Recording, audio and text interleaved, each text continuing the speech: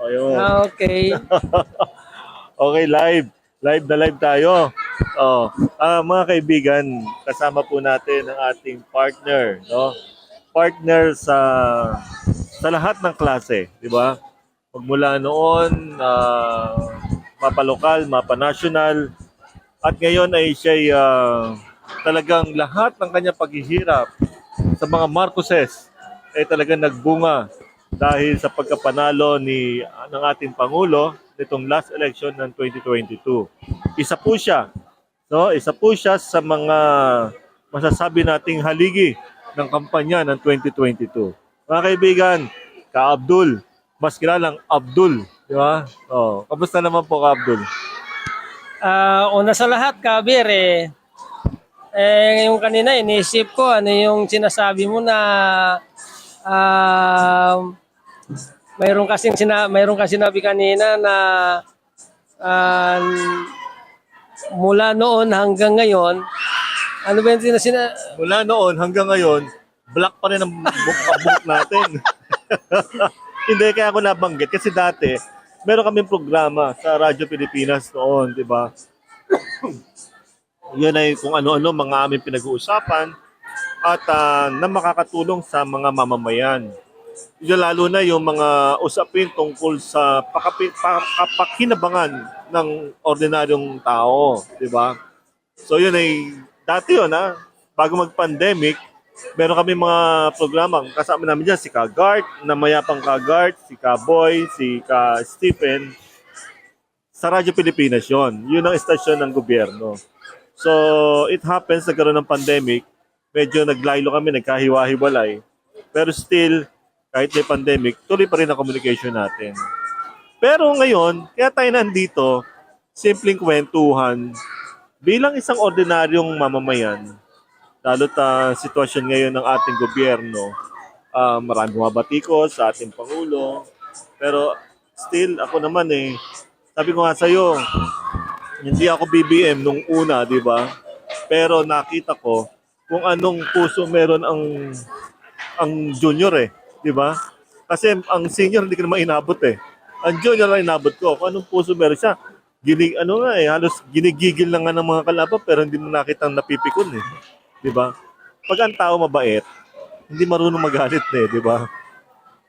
Kaya, Kabir, unang-una, babatiin ko po ang ating dyan sa yung national officer natin dyan sa Bibim Pilipinas, bagong bansang maunlad Pilipinas. Magandang hapon o magandang araw sa inyong lahat.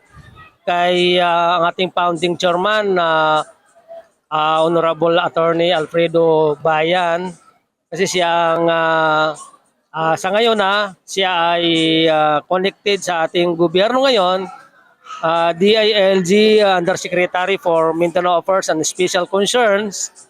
Kaya bilib ako sa kanya dahil wala talagang walang pahinga. Pangalawa, ang ating national president ng ating Bibim Pilipinas na si Dr. Ariel Defensor Gunban. Sa totoo lang, iniidulo ko po yan kasi noon pa na hindi pa kami magkakilala noon sa Bibim Pilipinas. Pero alam ko, nakilala ko siya, isa siyang membro ng RAM noong December 1, Codita, 1989. Isa siya roon at wala namang problema kasi nakapag-amnesty siya. Nakasama siya sa amnesty. Kaya inidulo ko po yan kasi alam na alam ko kung ano yung nasa mindset niya. Siya ay para din sa kapakanan ng ating Pilipinas, lalong-lalo na sa ating sambayan ng Pilipino. Pangatlo, yung kanyang may bahay na si Ma'am Chay. Hello, Ma'am Chay. Siya ang Vice President for Finance. Ang aking mga kaibigan dyan, sina Jetro Biray ng social media, si Sermon Bumagbanua ng siya ang Vice President for IT ng Bibim Pilipinas. Si Grandmaster Dante Arabilo. Si Kagit Dante. Oo, kasi siya rin ang spokesperson ng ating National President Ariel Gunban. At sa ating mga iba't ibang national, local, mga directors. Hindi ko na po pabanggitin lahat kasi maubusan tayo ng oras. Sobrang dami. Diyan sa Rizal Province. Oo. Ang Uno Rizal, Antay Rizal kasi yan ang nagkaroon tayo diyan ng tawag dito ng Malaking O-taking. napakalaking mas otiking. Oo. Unbreakable kasi yan eh. Oo. Kaya hanggang ngayon, pinagpapaplanuan nung nagpaplano na higitan nila. Pero para sa akin, sorry to say this achievement. Hindi ito mababreaking. Ano yan? Oo. Makaka-copyright na lang sila nun. Okay, wala namang problema kung kakapirate sila. Walang problema sa akin. Para sa BBM naman. Para naman sa BBM Pilipinas. Pero ang masasabi ko lang, mag-hard worker din kayo. Gayahin nyo yung ginagaya ni National Director for Muslim Affairs. Ako ito, Abdul Aziz Kabila, kasi hindi ako nagpakilala kanina. Ngayon pa lang ako nagpapakilala. Gayahin natin. Huwag natin, para sa akin sa ikatatahimik at ikaunlad ng ating bansa at para din masuporta natin ang ating Pangulo, kailangan kasi masipag tayo makipag-usap sa ground. Kasi yan ang pinaka-importante. Ano ba ang magandang technique para doon sa advice Yes. sa mga ordinaryong mamamayan natin? Maganda Paano yan. tutulungan ng ating pamahalaan? Maganda kasi yan yung mga techniques na sinasabi mo. Unang-unang techniques dyan, smile ka lang, makipag-usap ka ng maayos, at sabihin mo ano yung meron. Huwag kang sumubra kasi pag nag-promise ka ng hindi ka nais-nais, masisira tayo. So, Huwag mo ipangako yung hindi naman kayang ibigay. So siguro dumako tayo sa kung ano yung itatanong mo pa, Javier, kasi ikaw ang host dito sa ganito natin. Sa isang ordinaryong mamamayan, paano matutulungan ng ordinaryong mamamayan ang ating pamahalaan? Paano natin masusuportahan ang ating Pangulo ng Pilipinas? Although na nagkalat talaga lahat ng ayuda, lahat ng mga pamamahagi na tulong ng galing sa national government, no, di ba? Pero isang advice lang doon para hindi lumala at lumobo ang mga naghihirap sa ating bayan. Yung mga ayudang ibinibigay ng ating gobyerno, dapat niro-roll nila. Pinapasok nila sa isang negosyo. Mag-create sila ng livelihood program sa kanilang bahay, di ba? Para umikot. Kasi ang nangyari kasi sa ayuda ngayon, antay ka after 3 months. Antay ka na naman sa panibagong listahan, di ba? Dahil meron na namang ayuda. Ako siguro nakikita ko doon, ka Abdul, sa ating mga kababayan, para hindi lumobo ang paghihirap sa ating bayan. Siguro yung mga ayudang binibigay ng ating pamahalaan, gamitin natin pang buo ng pag-umpisa ng panibagong negosyo, di ba? Lalo't nasa time tayo ng recovery eh. Galing tayo kasi sa crisis eh, di ba? So, yun ang isang kong nakikita paano natin matutulungan ang gobyerno. Yung lahat ng ayudang binibigay sa atin, gawin nating panghanap buhay negosyo natin para bumaba ang survey o lista ng mahihirap na Pilipino. Actually, Kabir, yung ayuda, hindi ako sa ngayon dyan. Bakit? Ang turing ko dyan para tayong mga bata eh. Isang pamilya kasi, halimbawa, yung tatay at saka nanay, magulang, umiiyak yung mga anak kasi gutom sila. Bigyan ka lang ng isang lollipop, tuwan-tuwa ka na. Parang ang ayuda na yan para tayong ginagawang katawa-tawa eh. Although, kasi ang ayuda na yan, pang simple lang yan. Pero, para sa akin, hindi ko tinatangkilik yan. Bakit? Kasi, yung ayuda na yan, hindi yan nakakatulong. Ginagawa mong tamad lalo ang tao. Ginagawa mong tamad ang mga tao. So, turuan na lang natin sila para sa recommendation ko, turuan na lang natin ang mga tao mag-farming. Ayusin natin ang farming, yung katulad ng programa ng ating Pangulo, yung farmings, yung fishing, fishings.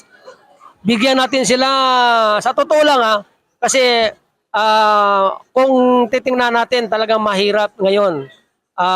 Kailangan marunong tayo maghintay, marunong tayo mag-patience. Kasi pasensyado ka o di pasensyado. Hindi ka pwedeng, hindi pwedeng yung wala kang pasensyado. Kailangan kasi maghintay tayo. Itong ginagawa ng ating Pangulo, ng ating Presidente Bongbong Marcos sa kaniyang mga style, after 2 years or 3 years, doon natin mararamdaman. Kasi alam mo, walang kasing tulad yan. Kasing tulad yan ng bumili ka ng bigas. Pagbili mo ng bigas, hindi mo naman makakain yung bigas na yan eh.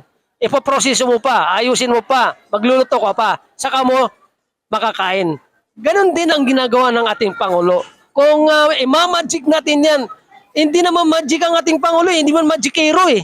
Kailangan natin, maunawaan natin, maintindihan natin ano yung ginagawa ng ating gobyerno sa pamumuno, sa pangunguna ng ating Pangulong Bongbong Marcos Jr. Kasi kadalasan nga, nangyayari ngayon, kung sino yung mga kakampen noon na nag-angat sa kanya, yun ang nagwawarak sa kanya ngayon, di ba? Although na medyo alam naman ng bayan kung sino yan eh, kung sino yung mga taong yan eh. Pero tayo still, sabi nga sa inyo, nakitaan ko kung ganong kagandang kalooban meron si BBM. Kaya, saka isa pa, para kalabanin mo, yan ang ama ng bayan eh. Di ba? Nirecognize siya ng maraming Pilipino, milyong Pilipino, para gawin siyang tatay ng bayan. Tapos ngayon, wawarakin nyo. Di ba? Pagka winarak nyo, ano magiging ano yung inaantay nyo? Kasi hindi kayo na posisyon. Kaya kayo nagsisipag ngaw-ngawan dyan sa kung saan-saan, di ba? Maganda yun sinabi mo, Kabir, kasi sa sample lang ko yan, mismo ako. Since 2007 siya ay tumatakbong senador, hanggang vice president, hanggang ngayon, wala akong nakuhang posisyon. May narinig ba kayo sa akin? Wala. Kasi po, para sa kaalaman nyo, ginagawa ko yan para sa tulong ko sa ating bansa at sa ating sambayanang Pilipino. Bakit? Bakit ko nasabi yan? Kasi lagi ko yan kinakanta. Na hindi kanta na kakantahin ko. Lagi ko yan sinasabi. Ang tagumpay ng ating Pangulong Bongbong Marcos Jr. ay tagumpay ng sambayanang Pilipino. Kapag nagtagumpay ang sambayanang Pilipino, ay tagumpay ng nating lahat at kasama ko doon. Hindi na kailangan maghahanap pa ako ng trabaho kasi yung trabaho na yan, kung man ay mayroon, kung mayroong ibibigay sa akin, nakarapat-dapat sa akin, bakit hindi ko kunin? Kaya nga ngayon, kaya hindi pa naibigay kasi hindi pa napapanahon. Hintayin natin ang panahon natin. Saka hindi mo naman pinipilit. Yes. So pangalawa, hindi personal interest ang pagtulong ko sa ating Pangulo noong 2007, noong siya ay tumakbo noong 2016 as a Vice President at tumakbo ng finally ng Presidente. Hindi ko iniisip na kapag siya ay nanalo, ay kukuha ako ng posisyon ko. Hindi ko po yan iniisip yan. Ang iniisip ko lang, ang tagumpay ng ating Pangulong Bongbong Marcos ay tagumpay ng sambayan ng Pilipino at din tagumpay nating lahat. Oh, yun na. Yan ang inisip ko. Ang masaklap kasi ngayon, lahat ng ngiyaw-ngiyaw sa national television, sa mga social media, sila kasi yung mga nag-asam, no? Na nag-asam na magkaroon ng posisyon, di ba? Pangalawa, andyan yung isa ka sa yung nabanggit ko nila, isa ka sa nag-angat, isa ka sa naging pundasyon. Tapos ngayon, ikaw ngayon ang nagwawarak sa taong iyong pinakilala. Ano ang pagkataong meron ka? Dapat hindi ka na paniwalaan, di ba? Kasi nung ikaw ay nangangampanya, binibida mo si BBM, ang galing-galing ni BBM, tapos ngayon, biglang nagsasalita ka ngayon na si BBM ay ganito. Oh, di ba? Ano ang resulta nun? Sinira mo ang iyong pagkatao. Pangalawa, Kaber, yun ang sinasabi ko na mayroon siyang hidden agenda. Oh, may hidden Personal interest ang ano dyan. Kung yan ang pag-uusapan natin yung personal interest, malawak yan eh. Kasi, oo, nandun tayo. Sino bang hindi umahangad, mag-ambition na magkaroon ng trabaho, magkaroon ng hanap buhay. Pero, tandaan natin, ang may kontrol yan ay ang sa taas. Oo. Ang ating Panginoon. Pag sa'yo yan, ibibigay sa'yo yan. So, huwag tayong garapal sa ginagawa natin. Ayusin natin yung ginagawa natin para upang sa ganun ay tahimik tayo mapayapa na makukuha natin yung ambisyon natin. Mayroon tayong part 2. To be continue. Oo. Pero ito lang ha, bago tayo matapos, ang lesson learned, no? Kung ikaw ay magsasalita sa kapwa Pilipino natin, dapat panindigan mo hanggang dulo. 'Di ba? Pag ikaw ay nag-angat ng isang kapwa mo at binida mo ng husto yan, dapat panindigan mo yung taong inangat mo. Hindi yung ending, ilalaglag mo yung binida mo. Kaya isip-isip din pag may time. Yan ang part 2. Yan ang part 2 natin. Bye-bye! Ayaw mamatay.